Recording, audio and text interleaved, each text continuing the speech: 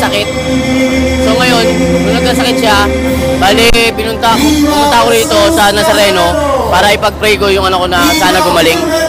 Nung nangyari naman yun, ayun, pinayaan naman ako ni Senyor Nazareno na gumaling yung anak ko.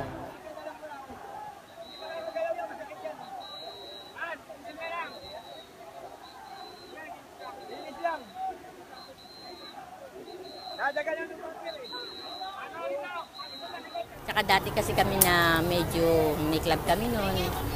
Nasunog nga lang. Ayun, yung mga sunod-sunod na indulto na nangyari sa amin noon. Yung mister ko, yun, tampo siya kasi hindi naman kami nakakalimot sa kanya. Kaya lang bakit tuloy-tuloy yung nangyayari sa amin. Nag-stroke ako, nasunugan kami ng club. Parang bumaksa kami yung time na yun. Pero hindi pa rin ako bumitaw. Andun pa rin ako sa kanya. Bakit? Kaya hindi ako para umano kasi nasa tao yung nangyayari, nasa tao yun, wala sa kanya.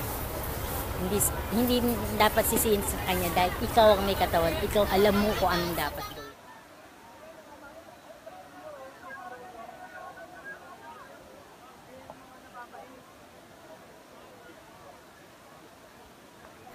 Wala, papasalamat lang ako sa kanya na ganito, ayos pa hanggang ngayon, ayos pa rin kami. Dati ako yung konduktor, na-finish ko ako. Ngayon, hinihiling ko sa kanya na magkatrabaho ulit ako. Ama namin, sumasalangit ka, sambahin ang ngalan mo, mapasa amin ang kaharian mo, sundin ang loob mo, dito sa lupa para nang sa langit.